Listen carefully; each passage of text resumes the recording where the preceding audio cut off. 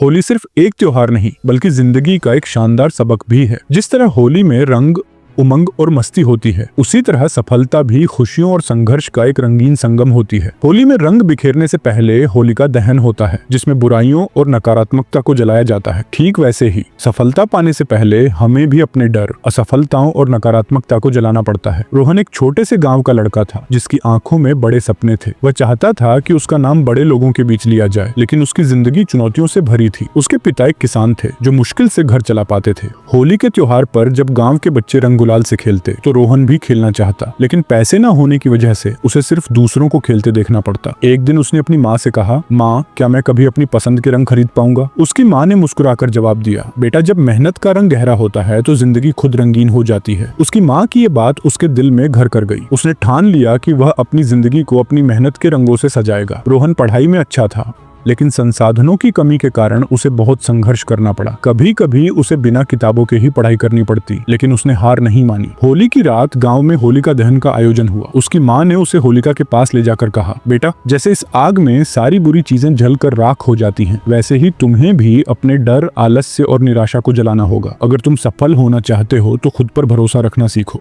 उस रात रोहन ने खुद से वादा किया कि वह अपनी असफलताओं की होली जलाकर अपनी मेहनत के रंगों से अपनी जिंदगी सजाएगा। होली के दिन गांव में सब बच्चे रंगों से खेल रहे थे, लेकिन इस बार रोहन उदास नहीं था। उसने अपने दोस्त से गुलाल लिया और खुद को रंग दिया। तभी उसके दोस्त ने पूछा, आज तो तेरे पास खुद के रंग भी नहीं है, फिर इतना खुश क्यों है? रोहन ने मुस्कुराते हुए जवाब दिया, क्योंकि असली रंग पैसे से नहीं, सोच से आते हैं। मैं जानता हूँ कि अगर मैं मेहनत करूंगा तो कल मेरी जिंदगी भी इन्हीं रंगों की तरह चमकेगी। सफलता भी होली की तरह है, जितना खेलोगे उतना जीतोगे। उस दिन से रोहन ने अपनी पढ़ाई में और मेहनत शुरू कर दी। उसने हर परीक्षा को एक नए रंग की तरह लिया और धीरे धीरे सफलता की ओर बढ़ता गया। समय बीतता गया।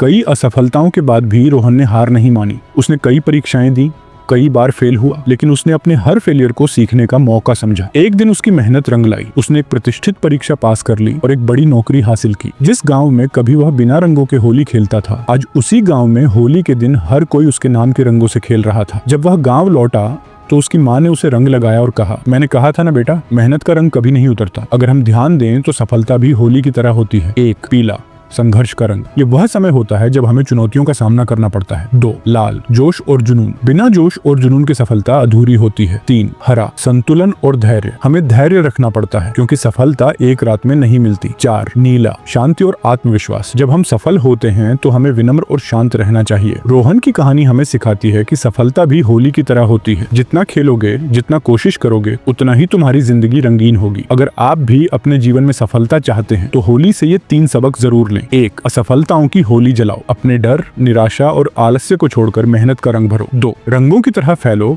खुद को सीमित मत रखो, अपनी क्षमताओं को पहचानो और आगे बढ़ो। 3. जितना खेलोगे उतना जीतोगे, जितनी मेहनत करोगे उतनी ही सफलता मिलेगी। तो इस होली सिर्फ बाहर नहीं बल्कि अपनी जिंदगी को भी सफलता के रंगों से सजाओ। याद रखना, सक्सेस भी होली की तरह है, जितना खेलोगे उतना जीतोगे।